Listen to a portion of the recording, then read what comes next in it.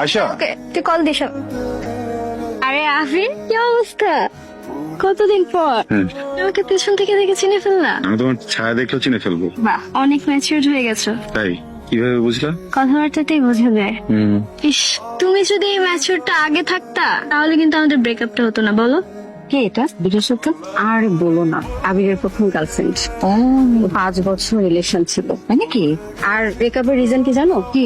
আদিপ নাকি ম্যাচিউর, আর কোনো রিজন খুঁজে পাইনি। আমার ফ্রেন্ড ব্যাচের মধ্যে সব থেকে ম্যাচিউর ছেলেটা নাকি ম্যাচিউর না ওর কাছে। এটা কোনো কথা? একটা কথা বলি, বল। আমার সবকিছুই তো আবার জোড়া লাগানো যায়, তাই না? তা যায়। ও শুনে সাহেব, এদিকে আসো না। কিন্তু এই লোকটা কে সাথে? এই লোকটা মেবি ওর নিউ বয়ফ্রেন্ড বা ফিয়ান্সে হতে পারে। আরে বেচারা আবির। ও হচ্ছে সাহিল আর ফিয়ান্সি। আর সাহিল ও হচ্ছে আবির। তোমাকে সবসময় আবিরের কথা বলতাম না? হ্যাঁ। ও আপনি Abir? Nice to meet you mister Abir. কি অবস্থা? তোমরা তাহলে যাও। হ্যাঁ, এখানে আছি, কথা হবে।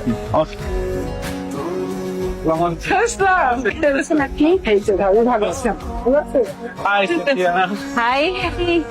এই শুভ, এদিকে আমার শাড়ি কুচিটা ঠিক করে দে তো। এদিকে আসবে, এদিকে আসবে। এই যে পাচ্ছেটা, এই পাচ্ছেটা একটু টান দে, টান দে। হ্যাঁ, ব্রো, এক মিনিট। হ্যাঁ। আর ও তো সিনথিয়ার ফিয়ান্সে। ফিয়ান্সে মানে সিনথিয়াকে বিয়ে করতেছে? আরে এক্স হওয়ার কথা ছিল, বাট সিনথিয়া ওকে পছন্দ করে না, তো তাই আর হয়ে ওঠে না। এক্সকিউজ মি, হাম্বার মতো তার এক্সকিউজ মি বলতেছেন কেন? কি স্যার? আমার একটা ফেভার দরকার। জানি তো, জানেন? কি জানেন? ওই সেম পেপারটা আমারও দরকার। আমার কি ফেভার দরকার সেটা আপনি কিভাবে জানেন? ফেক করতে হবে তো, ফ্যামিলিকে বুঝাইতে হবে যে দুজন ঠিক হয়ে গেছি, ঝগড়া টগড়া সবকিছু শেষ। হ্যাঁ, মেড ফর ইচ আদার, এই ফিল দিতে হবে। জানি এটা। ওকে, জানলে ভালো। তাহলে আর আমার এক্সট্রা করে বলার কোনো প্রয়োজন থাকলো না। আপনার কেন ফেভারটা দরকার? আমার এক্স হাতে করে একটা লাগেজ নিয়ে ঝুলতেছে, ফিয়ান্সে কোথাকার। এমন একটা ভাব নিচ্ছে মানে ওরই ফিয়ান্সে। সারাক্ষণ হাত ধরা করার কি আছে? আমার সাথে রিলেশন ছিল, কই আমার হাত ধরে ধরে করতো না সারাক্ষণ? আমি খুব জেলাস ফিল করছি তো। ওকে নাই সেম জেলাসের একটা স্যান্ডউইচ বানায় টাস করে গালে একটা জেলাসি বসে দিল। রাইট। আপনার কি দরকার? না, আমার ওরকম কোনো প্রয়োজন নাই। আমার জেলাসি ধরনের কোনো ঘটনা না। আমি জাস্ট এই মানুষটাকে আমার লাইফে চাই না।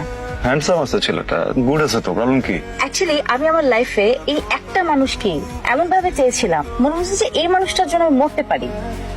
কিন্তু যখন এই মানুষটার মায়ের ব্যাপারে আমি জানতে পারলাম, তার মার সম্পর্কে জানলাম, বুঝলাম, তারপর থেকে মনে হলো যে আমার বেঁচে থাকাটা অনেক জরুরি। Sad deal?